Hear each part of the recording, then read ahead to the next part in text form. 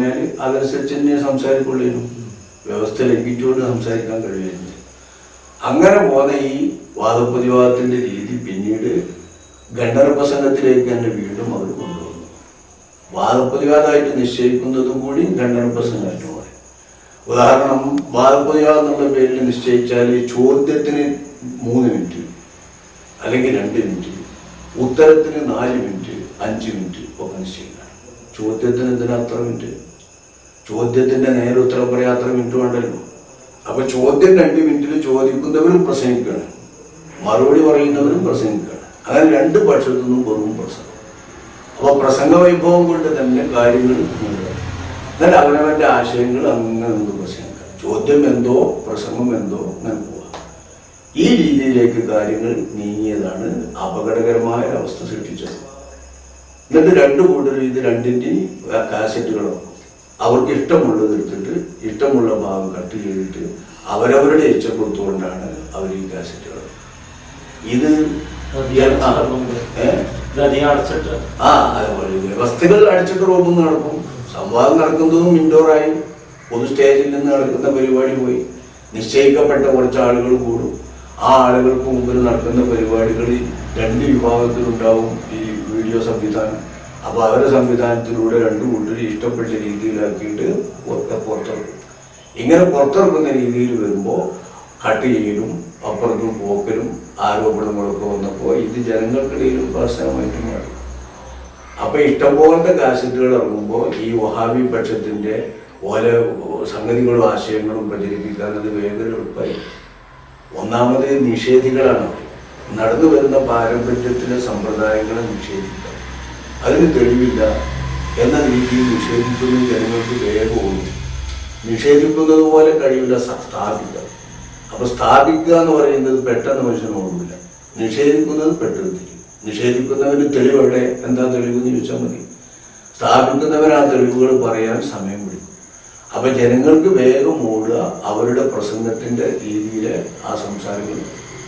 അതനുസരിച്ച് കൊണ്ടാണ് വാദപ്രതിവാദം എന്നതുകൊണ്ട് തന്നെ നമ്മുടെ പണ്ഡിതന്മാർ അവരെ തളച്ചിടാൻ മെനക്കെട്ടത്. അതിൽ നിന്ന് വീണ്ടും ഖണ്ഡന പ്രസംഗത്തിലേക്ക് പോവുകയാണ്. വാദപ്രതിവാദം തന്നെ ഖണ്ഡനമാണ്. അപ്പം അവരെ വ്യവസ്ഥാപിതമായിട്ട് ഒരു ചട്ടക്കൂടിൽ ഒതുക്കി നിർത്തിയിട്ട് എന്താണ് അവരുടെ വാദം, എന്താണ് മറുഭാഗത്തെ വാദം, അതിനൊന്നൊരു വ്യവസ്ഥ ഉണ്ടാകാറില്ല. ഉദാഹരണം പറയാം, മരുതയിൽ വെച്ച് 1970-71 ഒരു വാദപ്രതിവാദത്തിൻ്റെ വ്യവസ്ഥ നിശ്ചയിക്കൽ പരസ്യമായിട്ട് വന്നു. 2 സ്റ്റേജുകളിൽ വെച്ച് മുജാഹിദ് പക്ഷത്തിൽ സ്റ്റേജും സുന്നി പക്ഷത്തിൽ സ്റ്റേജ്. സുന്നി പക്ഷത്തിൽ നിന്നുള്ള സ്റ്റേജിൽ നിന്ന് ഇ.കെ. മുസ്ലിയാർ ചോദിച്ചു തൗഹീദ് എന്നാൽ എന്താവും. അതിന് മറുപക്ഷത്ത് നിന്ന് എടവണ്ണ അലി മൗലവി മറുപക്ഷത്ത് നിന്ന് സംസാരിച്ചത് മരിച്ചുപോയ മഹാത്മാക്കളെ വിളിച്ചു വാദിക്കൽ തൗഹീദിന് വിരുദ്ധമായി ശിർക്കാവുന്നു. തൗഹീദ് എന്താണ് എന്ന ചോദ്യത്തിന് മരിച്ചുപോയ മഹാത്മാക്കളെ വിളിച്ചു വാദിക്കൽ തൗഹീദിന് വിരുദ്ധമായി ശിർക്കാവുന്നു. അപ്പൊ തൗഹീദ് എന്ന് പറഞ്ഞ പദം ആണ് ഉണ്ടായാൽ മതി, എന്നാ ഉത്തരായി, എന്നാ മനസ്സിലാക്കണം. എന്താണ് തൗഹീദ് എന്ന ചോദ്യത്തിന് തൗഹീദിന് വിരുദ്ധമായ എന്നൊരു വാക്കുണ്ടായതുകൊണ്ട് ആ മറുപടിയെ തന്നെ അസംബരം നല്ല ചോദ്യം ചെയ്തു. ഇരിക്കട്ടെ, വിഷയം ഈ രീതിയിൽ നിർണയിക്കുന്ന വിഷയം പോലും അവനവൻ്റെ ഇഷ്ടം പോലെ പറയാനുള്ളത് പറയുന്ന രീതിയിലേക്ക് മാറ്റും. എന്നാൽ അത് ജനങ്ങൾക്ക് മനസ്സിലാകുന്ന രീതിയിലാവട്ടെ.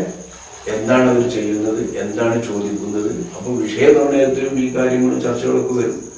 ചർച്ചകളെയും വിഷയനിർണയത്തിന് വേണ്ടിയിട്ടുള്ളത് അടച്ചിട്ട റൂമിൽ 2-3 വ്യക്തികൾ 2 ഭാഗത്തു നിന്നും കൂടി നിന്നിട്ട് എഴുതുന്ന ഒരു കടലാസിൽ പകർത്തുക. ഈ വ്യവസ്ഥ വാദപ്രതിവാദത്തിന് മുമ്പ് പേരിനൊന്ന് വായിക്കുക. വായിച്ചതിൻ്റെ ശേഷം പിന്നെ ഇഷ്ടമുള്ളത് പറയല. ഇതിലുള്ള കിതാബും സുന്നത്തും ഉദ്ധരിക്കാറില്ല, ഇജ്മാ ഖിയാസും പറയാറില്ല. 2 പക്ഷത്തുനിന്നും പുസ്തകങ്ങളാണല്ലോ. ഏതെങ്കിലും പുസ്തകം വായിച്ചിട്ട് ആ പുസ്തകത്തിൽ പറഞ്ഞ എന്താണ്, ഈ പുസ്തകത്തിൽ പറഞ്ഞ എന്താണ്, അവിടെ പറഞ്ഞ എന്താ, ഇവിടെ പറഞ്ഞ എന്താ, ഇതിങ്ങനെ പറയലാവാതെ വ്യവസ്ഥയായിട്ടൊരു ബന്ധമായിട്ടുണ്ടാവും. അപ്പൊ വ്യവസ്ഥ നിശ്ചയിക്കുന്നത് ക്ലിയറായിട്ട് ജനങ്ങൾക്ക് കേൾക്കണം. വാദപ്രതിവാദം ഏത് ജനങ്ങളെ ഉദ്ദേശിച്ചാണോ അതേ ജനങ്ങളെ ഉദ്ദേശിച്ചുകൊണ്ട് തന്നെ വ്യവസ്ഥയിൽ നിർണ്ണയിക്കണം. വ്യവസ്ഥയിൽ നടക്കുന്ന ചർച്ചകളും ജനങ്ങൾ കേൾക്കണം. വ്യവസ്ഥാപിതമായിട്ടുള്ള ചർച്ചയെ അവർ ഭയക്കുന്നത് എന്തുകൊണ്ടാണെന്നും വ്യവസ്ഥയിൽ അവർ കളിക്കുന്ന കളികൾ എന്താണെന്നും ജനങ്ങൾക്ക് മനസ്സിലാണ്. ഇത് ഉദ്ദേശിച്ചുകൊണ്ടാണ് കേരള സുന്നി ജമാഅത്തിന്റെ പിറവി തന്നെ. കേരള സുന്നി ജമാഅത്ത് എന്ന് പറയുമ്പോൾ തന്നെ മനസ്സിലാക്കുക കേരള സംസ്ഥാന ജമിയത്തുലമയോട് പ്രവർത്തിക്കുന്നുണ്ട്. ഞാനൊക്കെ അതിൽ പ്രവർത്തിക്കുന്ന ആളാണല്ലോ. അപ്പൊ കേരള സംസ്ഥാന ജമിയത്തുലമ ഉണ്ടായിരിക്കെ തന്നെ കേരള സുന്നി ജമാഅത്ത് എന്ന് ഒന്ന് വെക്കുന്നത് തന്നെ, അത് രൂപീകരിക്കുന്നത് തന്നെ കേരള സംസ്ഥാന ജമിയത്തുലമ, സമസ്ത കേരള ജമിയത്തുലമ, ദക്ഷിണ കേരള ജമിയത്തുലമ, സമസ്തയിലെ ഈ ഗ്രൂപ്പുകൾ ഇതൊക്കെ വിഘടിച്ച് വേറെ ഗ്രൂപ്പാണ്. അപ്പോൾ ഓരോ ഗ്രൂപ്പിലുള്ള ആളുകളും ആ ഗ്രൂപ്പുകാരെ മാത്രം ലക്ഷ്യമാക്കിയിട്ട് പോകും, മറുഗ്രൂപ്പുകാർ ആ ഗ്രൂപ്പുകാരെ ഒറ്റപ്പെടും. ഈ രീതിയിൽ നിന്ന് മാറി എല്ലാ ഗ്രൂപ്പുകാർക്കും വഹാബി പക്ഷവും അഹ്ലുസുന്നത്ത് വൽ ജമാഅത്തിന് വിരുദ്ധമായിട്ടുള്ള വാദങ്ങളെയും ഒരേ വിധത്തിലിരുന്ന് നേരിടാനും കൈകാര്യം ചെയ്യാനും ഉദ്ദേശിക്കുന്ന ഒരു പ്ലാറ്റ്ഫോം എന്ന നിലയിലാണ് കേരള സുന്നി ജമാഅത്തിന്റെ രൂപീകരണം. അത് എല്ലാവർക്കും വരാം. ആ കേരള സുന്നി ജമാഅത്തിന്റെ രൂപീകരണത്തെ തുടർന്ന് തന്നെ നമ്മൾ മുന്നിൽ വെച്ചതും കേരള സംസ്ഥാന ജമിയത്തുലമ അതിന്റെ പേരിൽ നടന്നിരുന്നപ്പോൾ നമ്മൾ മുന്നോട്ട് വെച്ചതുമൊക്കെ സംവാദം, വാദപ്രതിവാദവും പരസ്യമായിട്ട് നടക്കുന്നത് പോലെ അതിന്റെ വ്യവസ്ഥ നിർണ്ണയിക്കുന്നതും പരസ്യമാകും. ഇതിന് സമ്മതിക്കാതെയാണ് ഈ കാലം അത്രയും അവർ മാറിയത്. ഇതിന് സമ്മതിക്കാൻ പരസ്യമായിട്ട് വ്യവസ്ഥ നിശ്ചയിക്കാൻ കഴിയില്ല. അപ്പോൾ പരസ്യമായിട്ട് വ്യവസ്ഥ നിശ്ചയിക്കലേ പറ്റുള്ളൂ.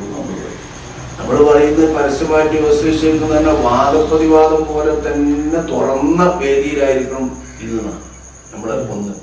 പക്ഷേ അതിന് സാങ്കേതിക അസൗകര്യങ്ങൾ പറയും, നിയമക്കുരുക്കുകൾ പറയും. എന്നാൽ പിന്നെ അവസാനം ഇൻഡോർ ലെവലിൽ വരിക, അത് കഴിഞ്ഞതിന് ശേഷം ഈ മാധ്യമങ്ങളിലൂടെയൊക്കെ കൊടുക്കാലോ. അപ്പോൾ അങ്ങനെ വന്നോട്ടെ എന്ന് നിങ്ങൾക്ക് അതിന് സമ്മതിക്കാറായി.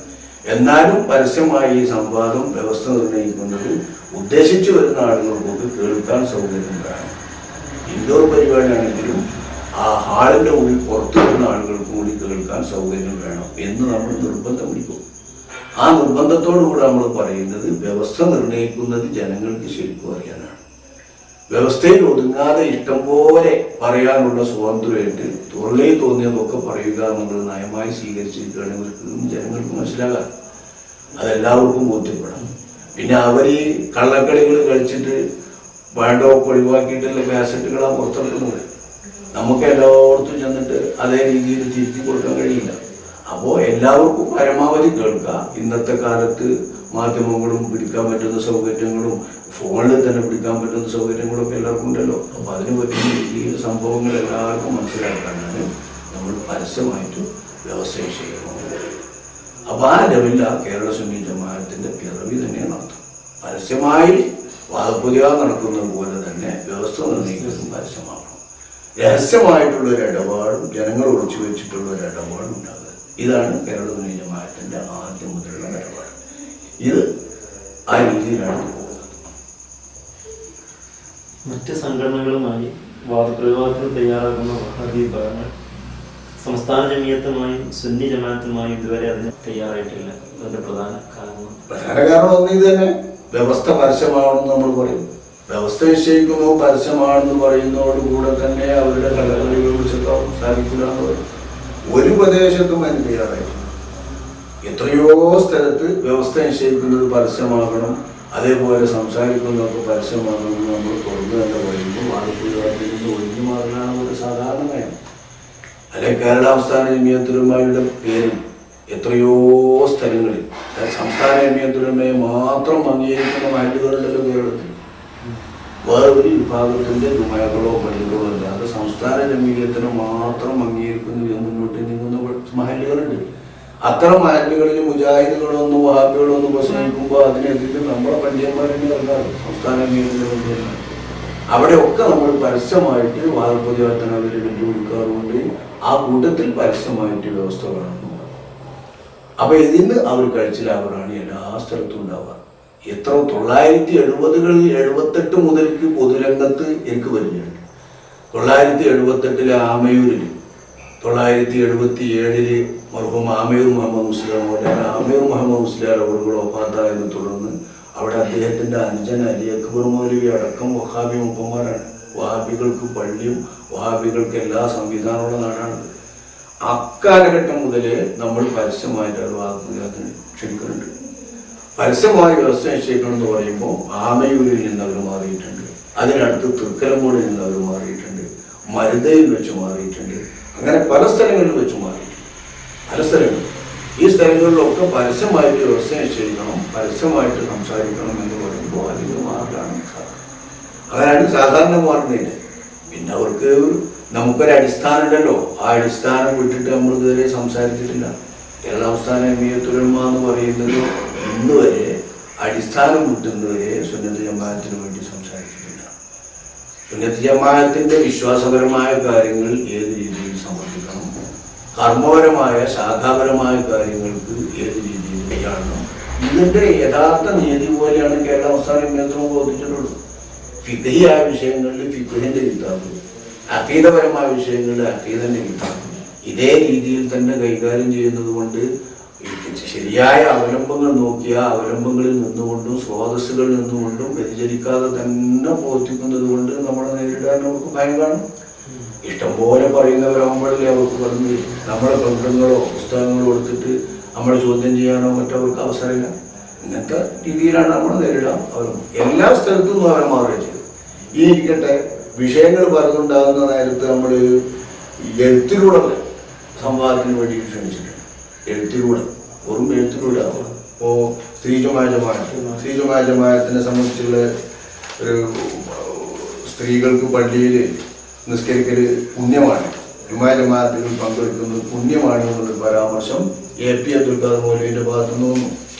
AP അബ്ദുൽ ഖാദർ മൗലവി പറഞ്ഞത് അവരുടെ ഏറ്റവും വലിയ നേതാവാണല്ലോ. അപ്പം അദ്ദേഹത്തിൻ്റെ പേരിൽ തന്നെ വന്നപ്പോൾ 1997 12/3/97 മാധ്യമ ദിനം പത്രത്തിൽ നമ്മൾ പരസ്യം കൊടുത്തു. ഇദ്ദേഹത്തിൻ്റെ പേരിൽ ആദ്യമായിട്ടാണ് സ്ത്രീകൾക്ക് ജുമാ ജമാഅത്തിൽ പങ്കെടുക്കൽ പുണ്യമാണ് എന്നുള്ളൊരു വാദം വരുന്നത്. ആദ്യകാലത്ത് MCC അബ്ദുറഹ്മാൻ മൗലവി അങ്ങനെ ഒരു വാദം ഏറ്റുവന്നിരുന്നു.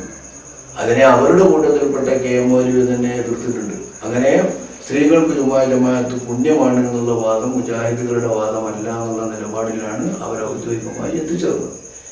പിന്നീട് അത് പുണ്യമാണ് എന്ന് പറയുന്ന ഒരു ഭാഷ അദ്ദേഹത്തിൽ നിന്നൊരു പ്രസംഗത്തിൻ്റെ റിപ്പോർട്ട് വന്നപ്പോൾ ആ പ്രസംഗത്തിൻ്റെ റിപ്പോർട്ട് വെച്ചിട്ട് 12/3/1997 മാധ്യമ ദിനം പത്രത്തിൽ ശരിക്കും പേര് വെച്ചുകൊണ്ട് സുന്നി യുവജന ഫെഡറേഷൻ്റെ പേരിൽ എൻ്റെ പേര് വെച്ചുകൊണ്ട് തന്നെ വാദപ്രതിവാദത്തിൻ്റെ തുറന്ന ഒരു വെല്ലുവിളിയും വന്ന് പരസ്യം കൊടുത്തു.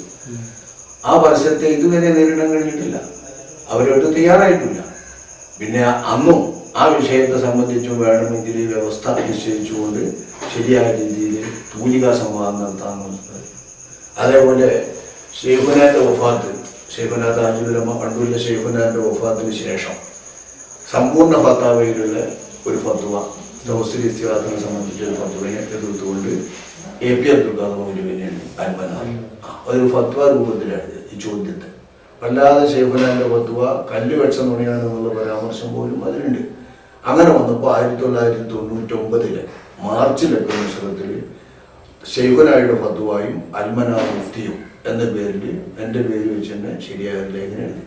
ആ ലേഖനത്തിൻ്റെ അവസാന ഭാഗത്ത് വ്യക്തമായും സംസാരിച്ചത് ഇങ്ങനെയാണ്: മുഫ്തി ദശകങ്ങൾക്ക് മുമ്പ് നുസ്രത്തുൽ അനാമിൽ പ്രസിദ്ധീകരിച്ച ഒരു ഫത്വായെ അന്നൊന്നും വിമർശിക്കാൻ ത്രാണിയില്ലാതെ ഇപ്പോൾ ഒരു ഫത്വായുടെ ശൈലിയിൽ വിമർശിക്കാൻ മുതിർന്ന താങ്കൾക്ക് സുന്നത്ത് ജമാഅത്ത് അംഗീകരിക്കുന്ന തവസ്സുൽ ഇസ്തിഗാസ, മരണാനന്തരമുള്ള കേൾവി പോലുള്ള കാര്യങ്ങൾക്ക് ഖുർആനിലും സുന്നത്തിലും തെളിവ് കാണിച്ചു തരണമെങ്കിൽ ഇതു സംബന്ധമായി താങ്കളുടെ പത്രത്തിലൂടെയെങ്കിലും ഒരു പരസ്യ ചർച്ചയ്ക്ക് തയ്യാറാണ്. താങ്കളുടെ പ്രായവും അനാരോഗ്യവും പരിഗണിച്ചാണ് മാസികയിലൂടെയുള്ള ചർച്ചയെപ്പറ്റി പറയുന്നത്. ഈ നൂറ്റാണ്ടിലെ നിസ്തുല പണ്ഡിതനായി കേരളം വാഴ്ത്തുന്ന ബഹുമാനപ്പെട്ട ഷെയ്ഖുനായെ പോലുള്ള ഒരു പണ്ഡിതനെ കൊച്ചാക്കി പരിഹസിച്ചു കല്ലുവച്ച നുണ പറഞ്ഞതായി ആരോപിച്ചുകൊണ്ടുള്ള താങ്കളുടെ വിമർശനം അല്പം അതിരുകടന്നതായിപ്പോയി. ഒരു കാര്യം പറഞ്ഞേക്കാം, തവസ്സുൽ ഇസ്തിഗാസ സംബന്ധിച്ചു മാത്രമല്ല സമ്പൂർണ്ണ ഫത്താവായിലോ മറ്റോ പ്രസിദ്ധീകരിച്ച ഷെയ്ഖുനായുടെ ഏതെങ്കിലും ഫത്വായെ പറ്റി ഇത്തരം വിമർശനങ്ങളുമായി ഇറങ്ങിത്തിരിച്ചാൽ ആ വിജ്ഞാന സാഗരത്തിൽ നിന്ന് 2 തുള്ളിയെങ്കിലും കോരിക്കുടിക്കുവാൻ സാധിച്ച ആയിരക്കണക്കിന് ശിഷ്യന്മാർ ജീവിച്ചിരിക്കുന്നിടത്തോളം അതൊരു കനത്ത തിരിച്ചടി ലഭിക്കുമെന്ന് താങ്കൾ ഓർക്കണം. ആ മഹാനായ ഗുരു ഞങ്ങൾക്ക് പകർന്നു തന്ന വിശ്വാസ തത്വങ്ങളിൽ ഖുർആനിലും ഹദീസിലും നിരക്കാത്ത വല്ലതുമുണ്ടെന്ന് താങ്കൾക്ക് അഭിപ്രായമുണ്ടെങ്കിൽ ഇത് സംബന്ധിച്ച് ഗോളിയില്ലാത്ത പോസ്റ്റിൽ ഗോളടിക്കാൻ വരുന്ന ഈ ശൈലിക്കു പകരം പത്രനാടുകളിലൂടെയെങ്കിലും അനുവാചകർക്ക് സത്യം മനസ്സിലാക്കാൻ ഉതകുന്ന ഒരു സംവാദത്തിന് താങ്കളെ ഈ കുറിപ്പിലൂടെ ക്ഷണിക്കുന്നു. താങ്കൾ തയ്യാറാകുമോ? മറുപടി പ്രതീക്ഷിക്കുന്നു. ഇത് പരസ്യമായിട്ട് 1999 മാർച്ചിലൊക്കെ നുസ്രത്തിൽ എഴുതിയ ലേഖനത്തിന്റെ അവസാനം അദ്ദേഹം അതിന്റെ ശേഷം ഈ അടുത്ത കാലത്താണ് മരണപ്പെട്ടത്. കഴിഞ്ഞ കാലം അദ്ദേഹം അതിനെതിരെ രംഗത്ത് വന്നിട്ടില്ല. പിന്നീട് ഇതേ ഫത്വ എന്നെ പുനഃപ്രസിദ്ധീകരിച്ചിട്ട് പോകുമ്പോൾ ഈ ചിന്തനം എന്തോ കുഴപ്പമുണ്ടാക്കിയത് തന്നെ ഇതെന്നെ പുനഃപ്രസിദ്ധീകരിച്ചു. ഇതിന് മറുപടി എഴുതിയൊന്നും ചിന്തിക്കാതെ അറിയാതെ സാധാരണ നിലപാടാണ്. ഇങ്ങനെ തൂലികാ സംവാദത്തിനായും നേരിട്ടുള്ള വാദപ്രതിവാദത്തിനായും പരസ്യമായി വ്യവസ്ഥ നിശ്ചയിക്കണം എന്ന നിലക്ക് കേരള സംസ്ഥാന ജമീയത്തുൽ ഉലമായുടെ ഭാഗത്തുനിന്നും കേരള സുന്നി ജമാഅത്ത് രൂപീകൃതമായ ശേഷം അതിൻ്റെ ഭാഗത്തു നിന്നും എപ്പോഴും നമ്മൾ അവരെ നിരൂപിച്ചിട്ടുണ്ട്, അവരായിട്ട് ആവശ്യപ്പെട്ടിട്ടുണ്ട്. അപ്പോഴൊന്നും അവർ ഒഴിഞ്ഞു മാറുന്നത് നേരിടാനുള്ള ഭയം കൊണ്ട് തന്നെ. പിന്നെ പരസ്യമായ വ്യവസ്ഥ എന്ന് പറഞ്ഞാൽ അത് അവർക്കൊരു വലിയ വിഷയം തന്നെയാണ്. എന്തെങ്കിലുമൊക്കെ എഴുതി കുറിച്ചിട്ട് എന്തെങ്കിലും പ്രസംഗിക്കുക എന്നുള്ളതാണ് ഒരു വാദപ്രതിവാദത്തെ സംബന്ധിച്ച് മനുഷ്യന്മാർക്ക് നൽകിയ സന്ദേശം. ഇന്നത്തെ പൊതുജനങ്ങൾ മൊത്തം വാദപ്രതിവാദം എന്ന് പറഞ്ഞാൽ അതാണെന്ന് മനസ്സിലാക്കിപ്പോയി. രണ്ട് ഭാഗത്ത് നിന്നിട്ടും കച്ചറ കൂടിയിട്ട് ശണ്ട കൂടി സംസാരിക്കുന്നത് കേൾക്കാൻ ഒരു രസാലോചന.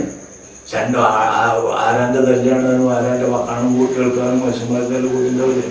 അപ്പൊ ഈ രീതിയിൽ 4 മിനിറ്റ് ഒരു പ്രസംഗിക്കുക, 4 മിനിറ്റ് ഇവിടെ പ്രസംഗിക്കുക, 5 മിനിറ്റ് പ്രസംഗിക്കുക, 5 മിനിറ്റ് പ്രസംഗിക്കുക, ഇത് കേൾക്കാനും രസിക്കാനുമായിട്ട് ആളുകൾ കൂടാ. ആത്യന്തികമായി ഇതുകൊണ്ട് വരുന്ന ദോഷം എന്താണെന്ന് വെച്ചാൽ സാധാരണ വിവരം കുറഞ്ഞവരുടെ മനസ്സിൽ വിദേഹത്ത് ഒന്നായിട്ട് വരും.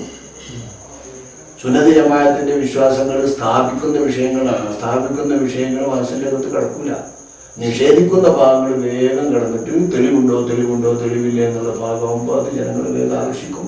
അതുകൊണ്ട് ആ മുജാഹിദ് വിഭാഗം ഒന്നാകെ പരക്കാനും പണ്ടത്തേതിൽ നിന്ന് ഭിന്നമായിട്ട് ഒരു പ്രസ്ഥാനം പറയുന്ന രീതിയിൽ തന്നെ വരാൻ പരക്കുൽക്കായി. എന്നാലും ആ രീതിയിൽ വരാൻ കാരണം യഥാർത്ഥത്തിൽ ഇതാണ്. അല്ലാഹു തആല തന്നെ വെച്ചാൽ പിന്നെ അവരുടെ രീതിയിൽ തന്നെ പരസ്പരം ശിർക്ക് ആരോപിക്കുക.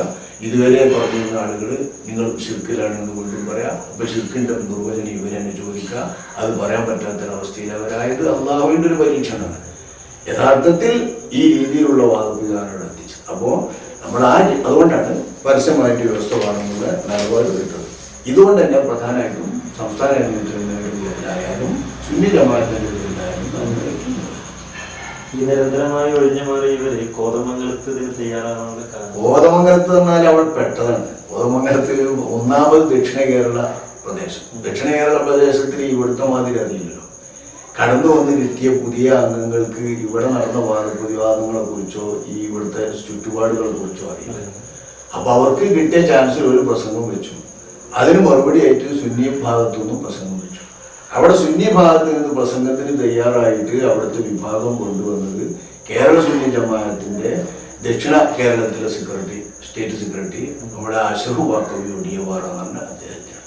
അപ്പൊ അദ്ദേഹം പ്രസംഗത്തില് നിരന്തരമായിട്ട് അവർ ഉന്നയിച്ചു പരസ്യമായ വ്യവസ്ഥ പ്രകാരം, പരസ്യമായ ചർച്ച പ്രകാരം സാഹചര്യത്തിന് തയ്യാറുണ്ടെങ്കിൽ സുന്നി ജമാഅത്ത് തയ്യാറാണെന്ന് അദ്ദേഹം പറഞ്ഞു. അപ്പൊ അവിടുത്തെ ഇരുമലപ്പടി യൂണിറ്റ് KNM, കേരള ദൗത്യ മുജാഹിദിന്റെ ഔദ്യോഗിക വിഭാഗം യൂണിറ്റ് അവിടുന്ന് കത്ത് കൊടുത്തു തയ്യാറാണെന്ന് പറഞ്ഞിട്ട്. ആ കത്ത് കൊടുത്ത വിഭാഗം നേതൃത്വത്തോടെ ആലോചിച്ചുകൊണ്ടിരുന്ന അവരെ കത്ത് കൊടുത്തത്. അവിടെ കൂടിയിട്ടുള്ള കുറച്ച് പ്രധാനികളുണ്ട്. ആ പ്രധാനികൾക്ക് ഇത് ടെസ്റ്റിൽ നടത്തണം ഇത് വെച്ചാണെങ്കിൽ ആവണം തോന്നുന്നത്. പിന്നെ അവർ ബന്ധപ്പെട്ടതിന്റെ ശേഷമാണ് നേതൃത്വത്തിൽ നിന്ന് അതിനുള്ള വിസമ്മതങ്ങളും പ്രയാസങ്ങളും ഒക്കെ ഉണ്ടായത്. പക്ഷെ ഒഴിഞ്ഞു മാറാൻ അവർക്ക് പറ്റില്ല. നമ്മൾ കത്ത് കൊടുത്തു. അതേ രീതിയിൽ കേരള സുന്നി ജമാഅത്ത് ഔദ്യോഗികമായി തന്നെ അപ്പായം കൊണ്ടുകൊടുത്തു. കേരള സുന്നി ജമാഅത്തിന്റെ സ്റ്റേറ്റ് കമ്മിറ്റിന്റെ ലെവലിൽ തന്നെ കൊടുത്തു. അപ്പൊ ഇരുമലപ്പടി യൂണിറ്റ് KNMന്റെ നിർബന്ധത്തിലും സമ്മർദ്ദത്തിലും വിട്ടിട്ട് ഒരു വിധത്തിൽ ഒഴിഞ്ഞു മാറാൻ പറ്റാതെ വന്നപ്പോഴാണ് ആരോപിക്കുന്നത്. അപ്പൊ വ്യവസ്ഥ ശരിക്കുന്നതിനടുത്തെത്തി. ഈ കോതമംഗലം വ്യവസ്ഥ ചർച്ചയെ കുറിച്ച് എന്താണ് അഭിപ്രായം? ഉദ്ദേശിച്ച ലക്ഷ്യത്തിലേക്ക് എത്താൻ കഴിഞ്ഞു? നമ്മൾ ഉദ്ദേശിച്ച ലക്ഷ്യത്തിൽ 100% എത്തുക. നമ്മൾ ഉദ്ദേശിച്ച ലക്ഷ്യം എന്താന്ന് വെച്ചാൽ ഈ വ്യവസ്ഥാപിതമായല്ലാതെ നടക്കുന്ന ഈ ചർച്ചകളിൽ എന്താണ് കിതാബ്, എന്താണ് സുന്നത്ത്, എന്താണ് സ്വഹീഹായ ഹദീസ് അവരിങ്ങനെ നിരന്തരം പറഞ്ഞുകൊണ്ടിരിക്കുന്നത്. അതുപോലെ ശിർക്ക് എന്ന് അവർ നിരന്തരം ആരോപിച്ചുകൊണ്ടിരിക്കുന്നത്. ഇതൊക്കെ ചോദ്യം ചെയ്യാൻ ജനങ്ങളെ പഠിപ്പിക്കുക. അതുപോലെ ഇതര സുന്നി സംഘടനകളെയും ഇത് ചോദ്യം ചെയ്യുന്നിടത്ത് പഠിപ്പിക്കുക. ഇതിനൊരു ഒരു മാർഗദർശനം എന്നതാണ് പ്രധാനമായിട്ടും നമ്മൾ ഉദ്ദേശിച്ചത്. നമ്മളിവരെ പിന്നാലെ ഇങ്ങനെ വാദപ്രതിവാദത്തിന് നടക്കാൻ ഉദ്ദേശിക്കുന്നവരുമല്ല. നമ്മളായിട്ട് അവർക്ക് തയ്യാറാവില്ല. അത് നമ്മൾ ചിന്തിക്കുന്നുമില്ല. നമ്മളായിട്ട് വാദപ്രതിവാദത്തിന് ഈ വ്യവസ്ഥ തന്നെ പൂർത്തിയാക്കിയിട്ട് വരാൻ കഴിയുമെന്ന് അള്ളാഹുവായി. അത് കേട്ടാൽ തന്നെ മനസ്സിലാക്കാൻ രണ്ട് പ്രാവശ്യം എന്ന് പറഞ്ഞാൽ സാധാരണഗതിയിൽ മനസ്സിലാക്കണമെന്ന്. സാധാരണഗതിയിൽ ഒരു 15 മിനിറ്റ് കൊണ്ട് വ്യവസ്ഥ എന്ന് പറയുന്നത് കടലാസിലാവും. 15 മിനിറ്റ്. ഈ 15 മിനിറ്റ് കൊണ്ട് നമ്മളെ ആളുകൾ എന്താ ചില ചോദിച്ചിട്ടുണ്ട്, ഈ 15 മിനിറ്റ് കൊണ്ട് തീരുന്ന ഇടപാടിന് എന്തിനാ പോലും മൈക്കും മുക്ക് വെച്ചിട്ടുണ്ട്, മനസ്സിലായിട്ടില്ല. ഈ 15 മിനിറ്റ് കൊണ്ട് തീരുന്ന ഇടപാട് ആദ്യത്തെ സമയത്ത് നമ്മൾ 10 മണിക്ക് തുടങ്ങിയിട്ട് 2 മണിക്ക് ഹാളിന്റെ സമയം കഴിഞ്ഞു എന്ന് അവരുടെ പഴയ കൺവീനർ വിളിച്ചു പറഞ്ഞ് നിർദ്ദേശിച്ചനുസരിച്ചാണ് നിർത്തേണ്ടി വന്നത്. അപ്പോൾ 10 മണി മുതൽ 2 മണി വരെയുള്ള ചർച്ചയിൽ വിഷയം എന്താണ് നിർണ്ണയിക്കുന്നിടത്ത് കുറേ സമയം അവർ പഴകി. വിഷയം എന്താണ് നിർണ്ണയിക്കുമ്പോൾ പ്രാർത്ഥന എന്ന് മാത്രം പറയും. പ്രാർത്ഥന എന്താവുന്നു? അള്ളാഹു അല്ലാത്തവരോട് പ്രാർത്ഥിക്കുന്നത് ശിർക്കാവുന്നു എന്ന് പറയുന്നിടത്തല്ലേ തർക്കം. അതുകൊണ്ട് ശിർക്കാക്കല്ലേ വിഷയം എന്നുള്ളത് നമ്മൾ പറഞ്ഞു. ആ വിഷയത്തിൽ നിന്ന് മാറിയിട്ട് വരാൻ വേണ്ടി പ്രാർത്ഥന തന്നെ ഉൾക്കൊള്ളുന്നത്. അവസാനം വാശി പിടിച്ചിട്ട് വിഷയം തന്നെ നിർണ്ണയിക്കുമ്പോൾ പ്രാർത്ഥന ശിർക്ക് തൗഹീദ് എന്ന് വെക്കാന്ന് വെച്ചു. മതി. അതന്നെ ഏറ്റവും വലിയ വിജയമാണ്. പ്രാർത്ഥന ശിർക്ക് തൗഹീദ്. എന്താ ശിർക്ക് എന്ന് പറഞ്ഞ വിഷയം നിർണ്ണയിക്കുന്നതിൽ നിന്ന് അവർ മാറാൻ കാരണം? ആ മാറാൻ കാരണം എന്താണെങ്കിൽ ആ കാരണം നിലനിൽക്കെ തന്നെ ശിർക്ക് എന്നുള്ളത് വിഷയത്തിൽ കൊടുത്ത് അവർ തയ്യാറായല്ലോ. പക്ഷേ വിഷയം അതാക്കിയാലും വാദം എന്താ എഴുതുന്നത്? വാദം എഴുതുന്നത് ബദരീങ്ങളെ കാക്കണേ, മുഹ്യിദ്ദീൻ ശൈഖിനെ രക്ഷിക്കണേ എന്നതുപോലുള്ള പ്രാർത്ഥനകൾ തൗഹീദിന് വിരുദ്ധമാണ്. പ്രാർത്ഥന എന്നുള്ളത് ഇതാ, ബദരീങ്ങളെ കാക്കണേ, മുഹ്യിദ്ദീൻ ശൈഖിനെ രക്ഷിക്കണേ എന്നതാ പ്രാർത്ഥന പറയുന്നത്. ഈ പ്രാർത്ഥന തൗഹീദിന് വിരുദ്ധമാണെന്ന് പറഞ്ഞപ്പോൾ തൗഹീദ് വന്നു, ശിർക്കാവുന്നു എന്ന് പറഞ്ഞു. ശിർക്ക് വിഷയം ഒന്നായി മതി. നമ്മൾ അത് ശിർക്കല്ല, അത് തൗഹീദിന് വിരുദ്ധവുമല്ല എന്ന് നമ്മൾ പറഞ്ഞു. അപ്പൊ ഈ രീതിയിൽ അവർ വിഷയം നിർണ്ണയിക്കുന്നിടത്ത് തന്നെ കുറേ സമയം തീർന്നു. പക്ഷേ അയിമ തന്നെ അങ്ങനെ പോകരുത് എന്നുള്ളത് കൊണ്ട് തൽക്കാലം നമ്മൾ വിഷയമായി എഴുതിയത്, വാദം എഴുതിയത് അങ്ങനെ തന്നെ സമ്മതിച്ചു. കാരണം നമുക്ക് പ്രധാനം പ്രമാണ ചർച്ചയാണ്. പ്രമാണവുമായി ബന്ധപ്പെട്ട് അവരുടെ നിലപാടിനെ പൊതുജനങ്ങളുടെ ഇടയിൽ, കേരള സമൂഹത്തിനിടയിൽ പരമാവധി തുറന്നു കാട്ടുക എന്നുള്ളത് നമ്മുടെ ലക്ഷ്യമാണ്. അവിടേക്ക് നമ്മൾ എത്തിച്ചു. പിന്നെ അവരെ കിട്ടുമെന്നുള്ളത് സംശയമായിരുന്നു. രണ്ടാമതൊന്നിനെ അവർ തയ്യാറാകുന്ന സംശയമായിരുന്നു. ആ നിലക്ക് നമ്മൾ ആദ്യത്തെ ചർച്ചയിൽ തന്നെ അത്യാവശ്യത്തിൽ പറയാൻ പറ്റുന്ന വഴികളൊക്കെ സംസാരിച്ചു വെച്ചു. എന്ന് വെച്ചാല് ഖുർആന് സ്വഹീഹായ ഹദീസ്, ഇങ്ങനെയാണ് അവർ പ്രമാണം പറഞ്ഞത്. ഖുർആന് സ്വഹീഹായ ഹദീസ്, ഇജ്മാഅ് ഖിയാസ് എന്ന് പറഞ്ഞ 2 തെളിവുകൾ അവർ കളഞ്ഞു. അപ്പൊ ഖുർആന് സ്വഹീഹായ ഹദീസ് എന്ന് പറയുമ്പോൾ, ഖുർആൻ എന്ന് പറയുമ്പോൾ തന്നെ നമ്മൾ കൂടി ഖുർആൻ എന്ന് പറയുന്നത് നിങ്ങൾ സമീപിക്കുന്നത് അതിന്റെ ഭാഷാപരമായിട്ടായിരിക്കോ അതോ തഫ്സീർ പരമായിട്ടാണെങ്കിൽ ഞങ്ങൾ അങ്ങനെ, ഭാഷാപരമായിട്ടാണെങ്കിൽ നമ്മൾ ഇങ്ങനെ, എങ്ങനെ നിങ്ങൾ പറഞ്ഞാലും അതനുസരിച്ച് തന്നെ നിങ്ങളുടെ വാദം ശരിയല്ല എന്ന് പറയാൻ നമ്മൾ സംസാരിച്ചത്. മാത്രമല്ല ഈ തഫ്സീർ പരമായിട്ടാണെങ്കിലും ഭാഷാപരമായിട്ടാണെങ്കിലും ഭാഷയിൽ അംഗീകരിക്കുന്ന ഗ്രന്ഥങ്ങൾ ഏത്, തഫ്സീറിൽ അംഗീകരിക്കുന്ന ഗ്രന്ഥങ്ങൾ ഏത് എന്നാണ് നമ്മൾ ചോദിക്കുന്നത്. അത് ഏത് അവർക്ക് എഴുതാം, ഏതും എഴുതാം, അവർക്ക് ഉദ്ദേശിക്കുന്ന ഏത് ഗ്രന്ഥങ്ങളും എഴുതാം. അത് ചോദിക്കാൻ കാരണം എന്താണെന്ന് വെച്ചാൽ ഇച്ഛാനുസരണം അവർ ചിലതെന്ന് അംഗീകരിക്കും, ചിലത് തള്ളും. ഇത് അവരുടെ പൊതു നയമാണ്. ഏത് ദിവസവും രണ്ടാമത്തെ ചർച്ചയിൽ അവർ തുറന്നു പറയുന്നുണ്ട്, ഒരു തഫ്സീറും നമുക്ക് മുഴുവൻ സ്വീകരിക്കാൻ പറ്റില്ല എന്നവർ തുറന്നു പറയുന്നുണ്ട്. അപ്പൊ അവരുടെ നാക്കാൽ അവർ തന്നെ എഴുതിയിട്ട് 2 കൂട്ടരും അംഗീകരിക്കുന്ന വ്യവസ്ഥ പ്രകാരം ഇന്നാലിന്റെ തഫ്സീർ ഗ്രന്ഥങ്ങൾ ഞങ്ങൾ സ്വീകരിക്കും, ഇന്നാലിന്റെ ഭാഷാ ഗ്രന്ഥങ്ങൾ നമ്മൾ സ്വീകരിക്കും എന്ന് പറയാൻ ശരിക്കും അവരെ കൊണ്ട് തന്നെ ആ വ്യവസ്ഥയിൽ ഒരുക്കിയിടുക എന്നുള്ളതായിരുന്നു നമ്മുടെ ലക്ഷ്യം. ആ ലക്ഷ്യത്തിൽ നമ്മൾ കൊതറുപാടാണ്. അതിന്റെ കാരണങ്ങൾ നമ്മൾ ശരിക്കും പറഞ്ഞിട്ടുണ്ട്. എല്ലാ കാലത്തും തുറന്നു കാണിക്കാറുണ്ട്. ദീർഘകാല പരിപാടികളിലൊക്കെ അത് വിശദമായി കാണിക്കാറുണ്ട്. നമ്മുടെ എഴുത്തുകളിലൊക്കെ അത് പറയാറുണ്ട്. അപ്പൊ ഈ ദ്വാ എന്നതിന്റെ വിളിച്ചു പ്രാർത്ഥന എന്ന് പറഞ്ഞ അർത്ഥം ഒരു ഭാഷാബന്ധത്തിനുമില്ല എന്ന് പറയുമ്പോൾ അവർ വീണ്ടും അതേ അവസ്ഥയെത്തി. ആര് മുതല?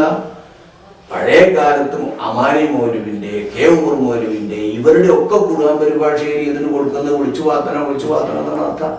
ഇതൊരു ഭാഷാഗ്രന്ഥത്തിലും ഇല്ല എന്നാണ് നമ്മൾ സംസാരിക്കുന്നത്. അതിന് ഒരു ഭാഷാഗ്രന്ഥത്തിലും ഇല്ല എന്ന് പറയണമെങ്കിൽ അവർ സ്വീകരിക്കുന്ന ഭാഷാഗ്രന്ഥം വന്നിട്ടുണ്ടേ. നമ്മൾ കാണിച്ചു കൊടുക്കുന്ന ഭാഷാഗ്രന്ഥം അവർ സ്വീകരിക്കൂല എങ്കിൽ അവർ പറയുന്ന ഭാഷാഗ്രന്ഥം എടുക്കട്ടെ. അപ്പൊ ഒരു ഭാഷാഗ്രന്ഥത്തിനും ഇല്ലാതെ കാണിക്കണം എന്ന് പ്രത്യേകം നമ്മൾ തുറന്നു പറഞ്ഞു നോക്കി. എന്നിട്ടും അത് ഉണ്ടാക്കില്ല. അവർ ഏത് ഉടുത്തോളും എന്ന് പറയാം. എടുത്തോളൂ എന്ന് പറയാനല്ലാതെ വാസ്തവത്തിൽ പ്രമാണത്തിൽ ഇന്ന ഒരു ഭാഷാഗ്രന്ഥം അവരുടെ വാദത്തെ ഖുർആനുമായിട്ട് ബന്ധപ്പെടാൻ, ഖുർആനെ സമീപിക്കാൻ പറ്റുന്നത് അവർക്ക് അനുകൂലമായിട്ടുണ്ട് അവർക്ക് തോന്നിയില്ല, ബോധ്യപ്പെട്ടില്ല. ഒരു തഫ്സീർ ഗ്രന്ഥവും വിശുദ്ധ ഖുർആനുമായി ബന്ധപ്പെട്ട് അവരുടെ വാദത്തെ സാധൂകരിക്കുന്നുണ്ട് എന്ന് അവർക്ക് ബോധ്യപ്പെടുത്തില്ല. അത് ജനങ്ങളെ ബോധ്യപ്പെടുത്തലാണ് നമ്മുടെ ആവശ്യം. ജനങ്ങളെ ബോധ്യപ്പെടുത്തുക. ഇനി അവരായിട്ട് നേരിടുന്ന കക്ഷികൾക്ക് ഈ വിഷയം കൈകാര്യം ചെയ്യാൻ ശരിക്കും ഖുർആനും സ്വഹീഹ് ഹദീസും എന്താണ് അവരുടെ ഭാഗത്ത് വന്നിരിക്കുന്ന ആളുകൾ തന്നെ നടാടെ കേൾക്കുകയാണ്. സ്വഹീഹ് ഹദീസ് തന്നെ എന്താ ചോദ്യം ചെയ്യുന്നത്? അപ്പോൾ സ്വഹീഹായ ഹദീസ് അവസാന സമയത്താണ് നമ്മൾ രണ്ടാം ഘട്ട ചർച്ചയെടുത്തത്. രണ്ടാം ഘട്ട ചർച്ച നടക്കുന്നത് എത്ര മണിക്കൂറാണ്? 10:30 തുടങ്ങിയിട്ട് 5 മണി വരെയാണ്. ഇടയ്ക്ക് 1 മണിക്കൂർ ഇടവേണം. അപ്പോൾ മണിക്കൂർ 6, ഏതാണ്ട് 5.5 മണിക്കൂർ. ഈ 5.5 മണിക്കൂർ ചർച്ചയിൽക്കിടയിൽ അവസാന ഭാഗത്ത് 1 മണിക്കൂറിലാണ് സ്വഹീഹ് ഹദീസ് എന്ന് നമ്മൾ എടുത്തിട്ടുള്ളൂ. അതുമ്പോൾ തൊടാതെ എന്താണെന്ന ചോദ്യത്തിന് ഒരു മറുപടിയും പറയാതെ ഖുർആൻ കഴിയട്ടെ എന്ന്. ഖുർആൻ കഴിയുമോ? ഖുർആൻ കഴിയണമെങ്കിൽ എൻ്റെ ഭാഷാപരമായതോ തഫ്സീറുപരമായതോ അവർ സ്വീകരിക്കുന്ന ഏതാന്ന് പറയണ്ടേ? അപ്പൊ അതുകൊണ്ട് ജനങ്ങളെ ഇത് ബോധ്യപ്പെടുത്താൻ ഇതാണ് നമ്മൾ ഉദ്ദേശിക്കുന്നത്. അവർ വെറുതെ വളയമില്ലാതെ വലയത്തിൽ നിന്ന് ചാടി എന്തൊക്കെയോ പറയാണ്, ഏതൊക്കെയോ വിഷയങ്ങൾ. അതിലേക്ക് നമ്മളെ വലിച്ചേക്കൽ അവർ ലക്ഷ്യമാണ്. അത് വെച്ചിട്ട് പിന്നെ പ്രസംഗിക്കാം, 2 മിനിറ്റ് പ്രസംഗിക്കാം, സമയം കഴിക്കാം. അപ്പൊ അതിന് നമ്മൾ പിടികൊടുക്കാതെ നമ്മൾ ഇത് തന്നെയാണ് നമ്മുടെ വിജയം. ഇപ്പൊ 100% നമ്മുടെ കാര്യത്തിൽ നമ്മുടെ ലക്ഷ്യം നേടിയിട്ടുണ്ട് ഈ ചർച്ച. എന്തെന്നാലും അവർ വ്യവസ്ഥക്ക് ഒരുങ്ങാൻ തയ്യാറല്ല. പ്രാമാണികമായിട്ട് അവർക്കൊരു നിലപാടില്ല. വിശുദ്ധ ഖുർആനെയും ഹദീസുകളെയും സ്വീകരിക്കുന്നതും കൊള്ളുന്നതും തള്ളുന്നതും സംബന്ധിച്ചിട്ട് അവർക്ക് സ്വന്തം ഇച്ഛയില്ലാതെ മറ്റൊരു മാനദണ്ഡമില്ല എന്ന് ജനത്തെ ബോധ്യപ്പെടുത്താൻ, ഇതര സുന്നി വിഭാഗങ്ങളെ ബോധ്യപ്പെടുത്താൻ, അവരുടെ അനുയായികളെ തന്നെ ബോധ്യപ്പെടുത്താൻ, ചിന്തിക്കുന്ന എല്ലാ വിഭാഗത്തെയും ബോധ്യപ്പെടുത്താൻ ഈ സംവാദ ചർച്ച വ്യവസ്ഥ അതിനൊക്കെ പൂർണ്ണമായും ലക്ഷ്യം. കോതമംഗലത്ത് നടന്ന ചർച്ചയിൽ 2 പ്രാവശ്യം നടന്ന ചർച്ചയിലും വഹാബിപക്ഷത്തിൽ നിന്ന് എടുത്തു പറഞ്ഞൊരു വിഷയമാണ് കുമ്മങ്കോട് സംഭവത്തിൽ നിന്ന് കേരള സംസ്ഥാന ജമിയത്തുലമ ഒഴിഞ്ഞു മാറിയാണ്. ഇതിനെ സംബന്ധിച്ചുള്ള സത്യം. കുമ്മങ്കോട് സംവാദം എന്ന് പറയുന്നത് ഏത് കാലത്ത് നടക്കുന്നതാണ്?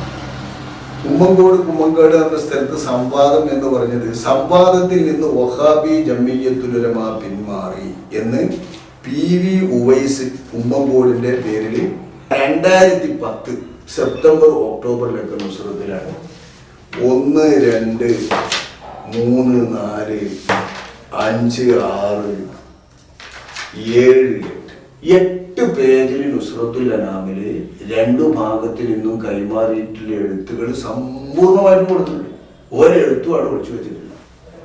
ഈ 8 പേജുകൾ, ഈ 8 പേജിലുള്ള എഴുത്തുകളിൽ അവിടെ നടന്നിട്ടുള്ള എല്ലാ വിഷയങ്ങളും രേഖാപരമായിട്ട് എഴുതിയിട്ടുണ്ട്. ഇതിനെ നേരിടാൻ പറ്റുമെങ്കിൽ ഈ വിചിന്തനല്ലേ അവർക്ക്?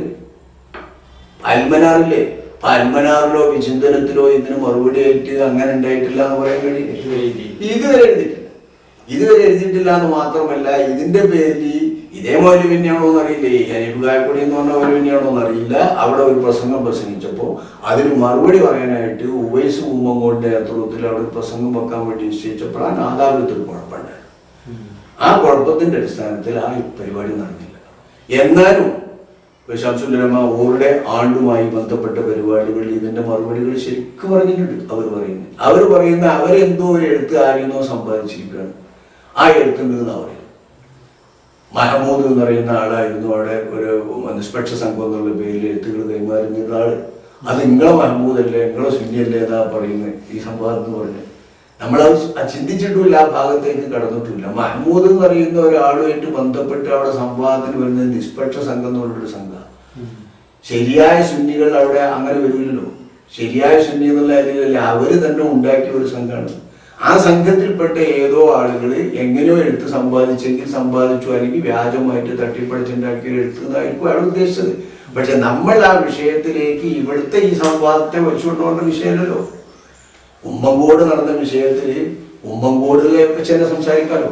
അപ്പൊ കുമ്മങ്കോട് വെച്ചുള്ള ആ വിഷയത്തിലേക്ക് കൊണ്ടുപോകുന്നത് പിന്നെ ഈ പറയുന്ന 8 പേജിൽ എഴുതിയ കത്തുകളൊക്കെയും എടുത്തിട്ട് അതായിട്ട് ബന്ധപ്പെടാനും ഈ സമയം കളയാനുള്ള ഇടപെടാം.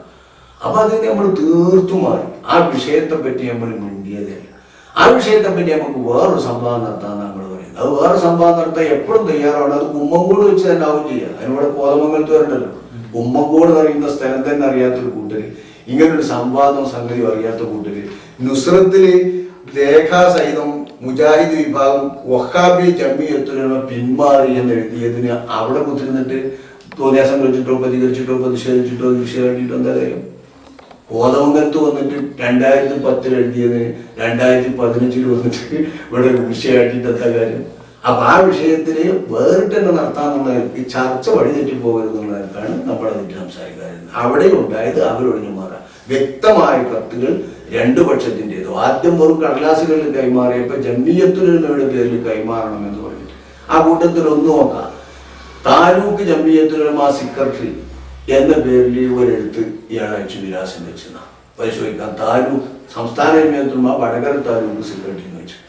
അക്നോളജ്മെന്റ് ഫോർമോടെ കയ്യിലുണ്ട്, ചീട്ടോടെ കയ്യിലുണ്ട്, റെസിപ്റ്റ് എന്ന് പറഞ്ഞ് നമ്മൾ ഈ ചർച്ചക്കിടയിൽ സംസാരിച്ചിട്ടുണ്ട്. ആ പറയുന്ന അതാ താലൂക്ക് വടകര താലൂക്ക് ജംഇയ്യത്തുലമ സെക്രട്ടറി. വടകര താലൂക്ക് ജംഇയ്യത്തുലമ സെക്രട്ടറി എന്ന് പറഞ്ഞാല് ആളിൻ്റെ നിന്നില്ലാതെ മടങ്ങി വരില്ലേ? ഈ എഴുത്തുമായിട്ടപ്പോ ഈ കഷ്ണമായിട്ടായി ഇയാൾ മടങ്ങിയത് രേഖ ഉണ്ട്. അപ്പൊ പിടിച്ചു നിൽക്കാനുള്ള എന്തെങ്കിലും തുറന്ന് കുമ്മങ്കോട് എന്ന് പറഞ്ഞ പ്രദേശത്ത് ഇനിയും അവർക്ക് വേണമെങ്കിൽ ജംഇയ്യത്തുലമയുടെ പേരിൽ കത്തൊന്നുകൂടെ? ജംഇയ്യത്തുലമയുടെ പേരിൽ അന്ന് കത്ത് കൈമാറിയത് എം മുഹമ്മദ് മദനി എന്ന് പറയുന്ന അവരുടെ ജംഇയ്യത്തുലമയുടെ സെക്രട്ടറിയാണ്. നമ്മുടെ ജംഇയ്യത്തുലമയുടെ കോഴിക്കോട് ജില്ലാ പ്രസിഡന്റ് കെ കുഞ്ഞാലി മുസ്ലിയാരും സെക്രട്ടറി അഹമ്മദ് ബാഖവി അരൂരും ഒപ്പുവെച്ച കത്തുണ്ടാവുന്നു. അതാണ് പിന്നെ കേരള സംസ്ഥാന ജംഇയ്യത്തുലമയുടെ ഔദ്യോഗിക വാക്താവ് നമുക്ക് കൈമാറുന്നത്. അപ്പൊ ഈ എഴുത്തുകള് കൊടുത്തതും ആ എഴുത്തിന്റെ പൂർണ്ണ കോപ്പികളും വെച്ചിട്ട് മുജാഹിദ് വിഭാഗമാണ് പിന്മാറിയത് നമ്മുടെ നുസ്രത്തിൽ വ്യക്തമായി എഴുതിയതാണ് 2010. അത് ഇവിടുത്തെ വിഷയത്തിൽ നിന്ന് നമ്മളെ തെന്നി മാറിക്കാനും മറ്റൊരു ചർച്ചയിലേക്ക് കൊണ്ടുപോകാനും വന്നപ്പോൾ നമ്മളെ തൊട്ടില്ല. ആ ചർച്ചയിലേക്ക് നമ്മൾ കടന്നതേയില്ല. അതാണ് കുമ്മങ്കോടത്തെ വിഷയം. അത് വേണമെങ്കിൽ വേറെ സംവാദത്തിന് വേണ്ടി തെളിയിക്കാൻ പറ്റും. പ്രാർത്ഥന അള്ളാഹുവോട് മാത്രമെന്നത് സ്ത്രീകൾക്ക് മാത്രമെന്ന മുദ്രാവാക്യത്തോട് മുടിച്ചിരുന്നാണ് നുസ്രത്തിൽ സുന്നികൾ മഹാത്മാക്കളോട് പ്രാർത്ഥിക്കുന്നവരാണ് എന്ന് എഴുതിയതിലൂടെ മെൻസസ് പുരുഷന്മാർക്കും ഉണ്ടാകും എന്ന നിലപാടിലേക്ക് മാറിയതായി രണ്ടാം ഘട്ട ചർച്ചയിൽ വഹാബി പക്ഷം എടുത്തുകാട്ടിയിരുന്നു. സുന്നിപക്ഷം അതിനെക്കുറിച്ച് ഒന്നും പ്രതികരിച്ചില്ല. വിഷയം മാറ്റാൻ ഇതാണ് ഓരോരോ നമ്പറുകളാണ്. വിഷയം മാറ്റാൻ വേണ്ടിയിട്ട് ഓരോരോ നമ്പറുകൾ വെക്കുമ്പോൾ ആ നമ്പറിലൊന്നും നമ്മൾ പെട്ടില്ല, അവർക്കൊന്നും ഈ ചർച്ച കൊണ്ടുപോയില്ല എന്ന് മാത്രം. നമ്മൾ മെൻസസ് സ്ത്രീകൾക്ക് മാത്രം എന്ന് പറയുന്നത് പോലെയാണ് പ്രാർത്ഥന അല്ലാഹുവോട് മാത്രം എന്ന് പറയുന്ന മുദ്രാവാക്യം നേർക്കുനേർ പരിപാടികളിൽ ശരിക്കും സമർത്ഥിച്ചത് എങ്ങനെയാണ്? പ്രാർത്ഥന എന്ന് പറയുന്നതിന് രണ്ടർത്ഥങ്ങൾ. പ്രാർത്ഥന എന്ന് പറയുന്നത് ഒന്ന് വെറും അപേക്ഷ എന്നാണ് അതിന്റെ ഭാഷാർത്ഥം. ഭാഷാർത്ഥ പ്രകാരം അപേക്ഷ എന്നാണെങ്കിൽ സുന്നികൾ അല്ലാഹു അല്ലാത്തവരോട് അപേക്ഷിക്കാറുണ്ട്. അപ്പൊ പ്രാർത്ഥിക്കാറുണ്ടല്ലോ. മഹാത്മാക്കളോട് പ്രാർത്ഥിക്കാറുണ്ട്, മരണപ്പെട്ട ശേഷവും പ്രാർത്ഥിക്കാറുണ്ട്, ജീവിച്ചിരിക്കുമ്പോഴും പ്രാർത്ഥിക്കാറുണ്ട്. കാരണം അപേക്ഷിക്കാറുണ്ട്. പ്രാർത്ഥന എന്നതിന് ശബ്ദധാരാവലി അടക്കമുള്ള മലയാള ഡിക്ഷണറികളിലൊക്കെ കൊടുത്തിരിക്കുന്ന അർത്ഥത്തിൽ ഒരർത്ഥം അപേക്ഷയാണ്. ഈ അപേക്ഷ എന്നുള്ള അർത്ഥപ്രകാരമാണെങ്കിൽ സുന്നികൾ എല്ലാവരോടും പ്രാർത്ഥിക്കും. ഉയർന്നവരായ ആളുകളോട് താഴ്ന്നവരായ ആളുകൾ പറയുന്നതൊക്കെയും പ്രാർത്ഥന. ഇങ്ങനെ നമ്മൾ മഹാത്മാക്കളോടും പ്രാർത്ഥിക്കും. ഇത് എന്റെ നുസ്രത്തിൽ എഴുതിയിട്ടുണ്ട്.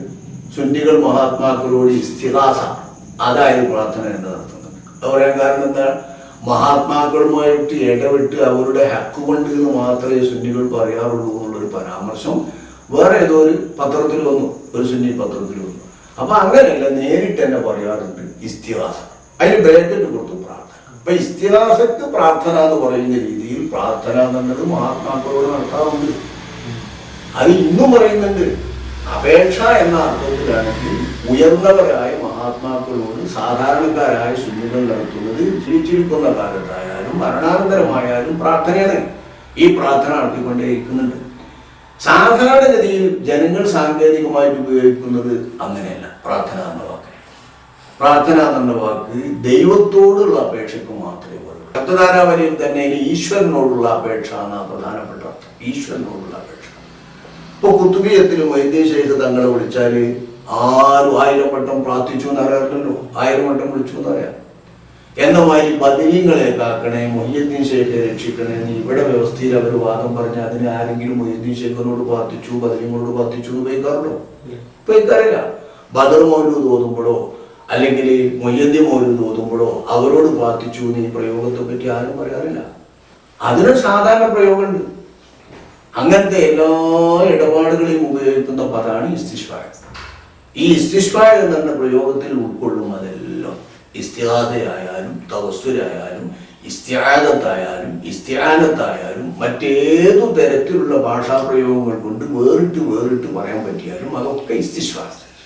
ഇത് പറയുമ്പോൾ അവർ പറഞ്ഞു ഇസ്തിശ്വായ ഞാൻ ഒറ്റയ്ക്ക് പറയുന്ന ഇസ്തിശ്വായ എന്ന പഴയ കാലത്തെ കിതാബുള്ളത്.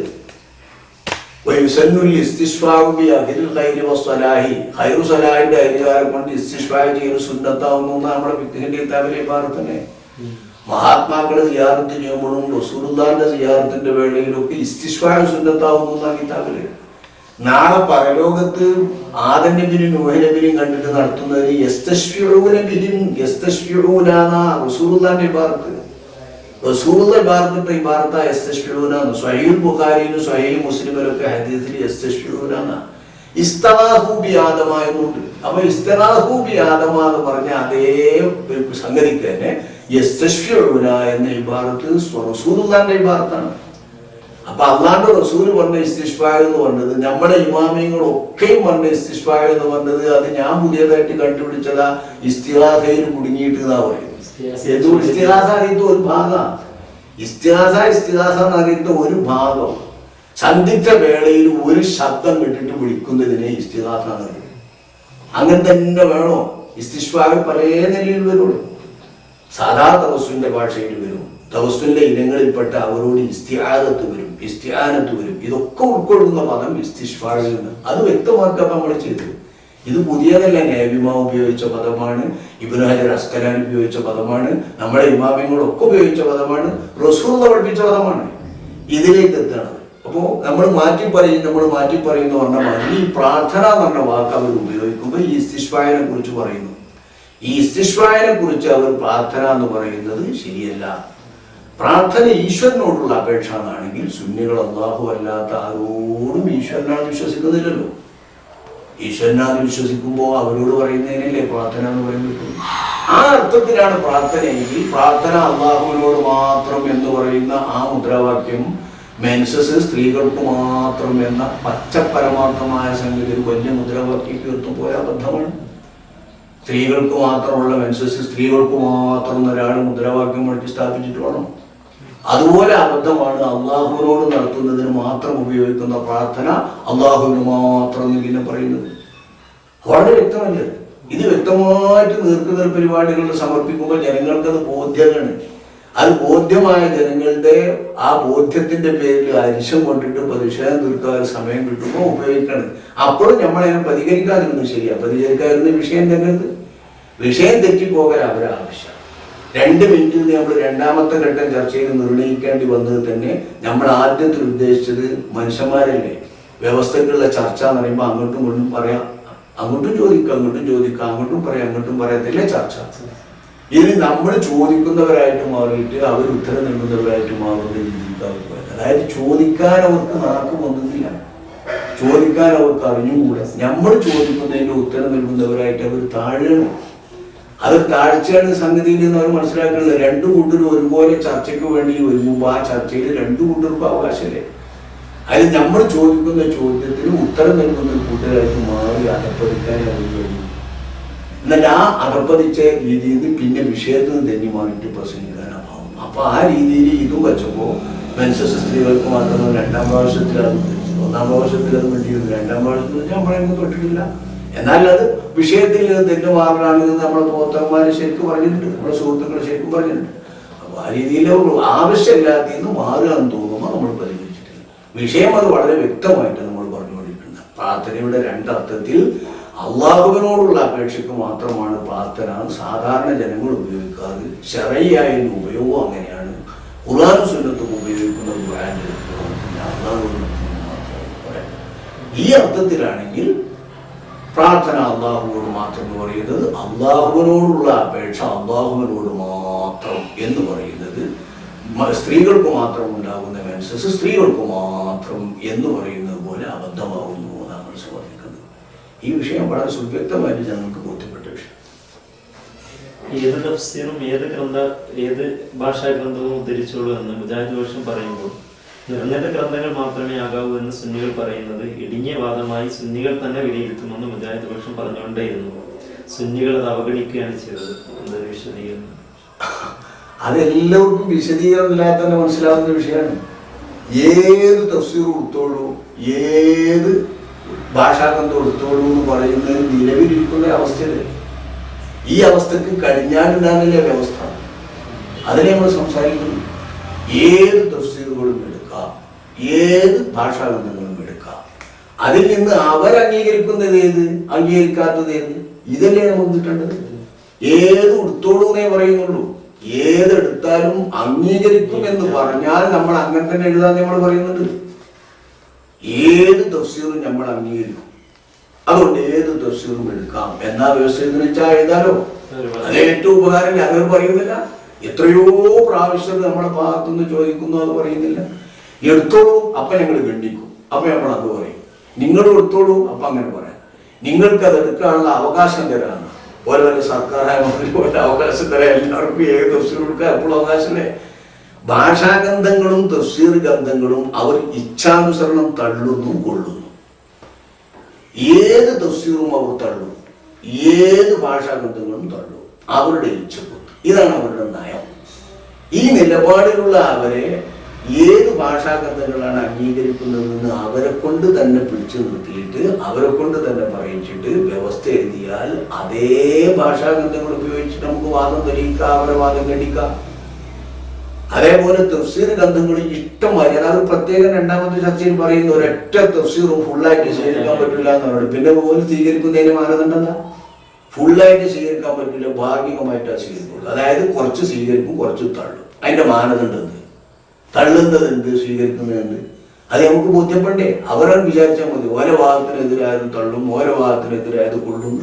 അപ്പൊ അതുകൊണ്ട് തന്നെ അങ്ങനെ പറയുന്ന ആളുകൾക്ക് അവരെ ശരിക്കും ഒരു വ്യവസ്ഥാപിതമായ വലയത്തിനുള്ളിലാക്കിയിട്ട് സംവാദം സുതാര്യമായിട്ട് വാദപ്രതിവാദം ശരിയായ രണ്ടു കൂട്ടരും അംഗീകരിക്കുന്ന പ്രമാണത്തിന്റെ അടിസ്ഥാനത്തിൽ നടന്നെങ്കിലേ കാര്യം ശരിയാവും. ഇത് നമ്മൾ വളരെ വ്യക്തമായി നമ്മൾ സംസാരിച്ചിട്ടുണ്ട്. ഇവർ എടുത്തോളൂ എന്നേ പറയുന്നുള്ളൂ, അംഗീകരിക്കാന്ന് പറയുന്നെങ്കിൽ നമ്മൾ പറഞ്ഞിട്ടുണ്ടല്ലോ. മഹാരാജാവിന്റെ അതൊന്നും ജനങ്ങൾ അങ്ങനെ തെറ്റിദ്ധരിക്കില്ല. അതൊക്കെ വെറും ഒരു നമ്പറാണ്. എന്താ വെച്ചാൽ ഇത് ജനങ്ങൾ പറയും എന്ന് പറയുമ്പോൾ പച്ച പാവങ്ങളെ മനസ്സിലാതിരുന്നിട്ട് അതന്നെ എന്ന് പറയുന്ന അത് തെറ്റ്. പക്ഷെ അത്രയൊന്നും മനുഷ്യന്മാരും കൊട്ടപ്പായത്തക്കാരല്ല. അവിടെ വന്നവരും അവിടെ തിരഞ്ഞെടുക്കപ്പെട്ടവരും 100 അംഗങ്ങൾ മാത്രമാണ്. 100 അംഗങ്ങൾക്ക് ചാൻസ്. ഈ 100 അംഗങ്ങളിൽ നിന്ന് രണ്ടാമത്തെ പ്രാവശ്യം അവരിൽ 10-40 ആൾക്കാരെ വന്നു. അവസാനെത്തുന്ന സമയത്ത് 10-40 ഇല്ല, എല്ലാം പോയിട്ട് കാല് കസേരകളായി. ഞമ്മശ പിന്നെ പുറത്തു വന്നവരാണെങ്കിൽ നമ്മളെ കൂട്ടർക്ക് വേണ്ടിയിട്ട് നമ്മൾ തന്നെയാണ് അവിടെ സൗകര്യം ഒരുക്കിയത്. പുറത്ത് കേൾക്കാനുള്ള സൗകര്യം ഒരുക്കിയത് നമ്മുടെ സ്വന്തം ചെലവിലാണ്, സുന്നിയുടെ സ്വന്തം ചെലവിൽ. കാരണം അവർക്ക് ആളില്ല പുറത്ത് കേൾക്കാൻ. അവരൊക്കെയും ഇതൊക്കെ മനസ്സിലാക്കിയവരാണ്. അവരെങ്ങനെ ഇവർ പറയുമ്പോഴത്തേനും വരുന്നവരൊന്നുമല്ല. അവർ പൊതുവെ ഒച്ചക്കിട്ട് ശബ്ദമിട്ടിട്ട് അതുമ കൂടുന്ന ആളുകളെ പറ്റിക്കാന്നോ അല്ലെങ്കിൽ സ്വന്തം അനുയായികളെ അങ്ങനത്തെവരെ പിടിക്കാന്നോ മനസ്സിലാക്കിയിട്ടുണ്ടാവും, തടഞ്ഞു നിർത്താവും. പക്ഷെ അവർക്ക് ഇറക്കിയ നമ്പറുകളൊക്കെ ജനങ്ങൾക്ക് പരമബോധ്യമായിട്ടുണ്ടെന്നാണ് നമ്മുടെ വിശ്വാസം. അത്ര സുതാര്യമായിട്ട് നമ്മളെ സുഹൃത്തുക്കൾ അതാണ് ആ കാര്യം വളരെ വ്യക്തമാക്കി. എനിക്ക് സംസാരിക്കാൻ കുറച്ച് കരിമീനുകളൊക്കെ ഉണ്ടാവും, കുറച്ച് ഭാഷകളുണ്ടാവും. ഈ രണ്ടാമത്തെ പ്രാവശ്യത്തെ ചർച്ചയിൽ നമ്മുടെ സുഹൃത്തുക്കൾ വളരെ ഉഷാറായിട്ട് ആ വിഷയം പറഞ്ഞിട്ടുണ്ട്. എടുത്തോളൂ എന്ന് പറയല്ലാതെ ആ എടുക്കുന്നത് അംഗീകരിക്കാമെന്ന് പറഞ്ഞാൽ ഞങ്ങൾ അത് എടുക്കുമെന്ന് പറയുന്നുണ്ട്. അപ്പം എങ്ങനെ മാറുക? ഇത് മനസ്സിലാക്കാത്ത ഒരു ഭാഗം മാത്രമല്ലോ ജനങ്ങൾ കേൾക്കുക, അത് 2 ഭാഗം കേൾക്കില്ലേ. അപ്പം അങ്ങനെ തെറ്റിദ്ധാരണയിലൊന്നും ജനങ്ങൾ വരുന്നത് നമ്മൾ മനസ്സിലാക്കുന്നില്ല. നമ്മളാ കാര്യം ശരിക്കും വ്യക്തമായിട്ടാക്കിയിട്ടുണ്ട്. 2 പ്രാവശ്യമായിട്ട് ഇപ്പൊ കോതമംഗലത്ത് ചർച്ച നടന്നു കഴിഞ്ഞു. ഇനിയും ഈ ചർച്ച തുടരണമെന്നല്ലേ നമ്മളെ പക്ഷത്തു നിന്നുള്ള പക്ഷേ എന്താ അവിടുന്ന് സമയം നിശ്ചയിച്ചിട്ട് പോകണമെന്നല്ലേ നമ്മൾ പറഞ്ഞു. തുടരണം എന്ന് മാത്രമല്ല, ഇനിയുള്ള ചർച്ചയ്ക്ക് അവിടുന്ന് തന്നെ സമയം നിശ്ചയിക്കണമെന്നാണ്. 15 മിനിറ്റ് കൊണ്ട് തീരുന്ന വിഷയം ഇപ്പം നമ്മൾ 4 മണിക്കൂർ ആദ്യത്തിലും പിന്നെ 5.5 മണിക്കൂർ അങ്ങനെ 9.5 മണിക്കൂർ 10 മണിക്കൂർ ഇപ്പൊ 2 കൂടി ചർച്ച നടത്തുക. ഇനിയും ഈ ചർച്ച നടന്നാൽ ഇനിയും ജനങ്ങൾ ഒരുപാട് പറഞ്ഞു മനസ്സിലാക്കണം. ഇത് ചോദ്യങ്ങൾ അവസാനിച്ചിട്ടില്ല. സ്വയായത് തന്നെ എന്താന്നേ ചോദിച്ചിട്ടുള്ളൂ. ഇനി അവർ പറഞ്ഞ 2 പ്രമാണം 2 ഒഴിവാക്കിയിട്ട് പറഞ്ഞാലും ആ 2 കുറിച്ച് തന്നെ ജനങ്ങളെ ബോധ്യപ്പെടുത്തേണ്ട ഒരുപാട് വിഷയങ്ങൾ. അതുകൊണ്ട് ഇനിയും നടക്കണമെന്ന് തന്നെയാണ് സുന്നി ജമാഅത്തിന്റെ ആവശ്യവും സുന്നി ജമാഅത്തിന്റെ നിലപാടും. അത് അവിടെ തന്നെ തീയതി നിശ്ചയിക്കണമെന്ന് പറഞ്ഞപ്പോൾ അവരുടെ പക്ഷത്തിൽ നിന്നാണ് അല്ല പിന്നെ വ്യത്യസ്തന്മാർ കൂടി തീരുമാനിച്ചു. പിന്നെ ഞങ്ങൾ ചർച്ച ചെയ്തിട്ടാക്കാന്ന് അപ്പോൾ നമ്മൾ അംഗീകരിച്ചു. ഇത്രയാണ് ഇനിയൊന്നും നടക്കണം എന്നാണ് പ്രതീക്ഷ. അത് നടന്നിട്ട് ജനങ്ങൾക്ക് ഇവരുടെ ഈ നിലപാടില്ലായ്മ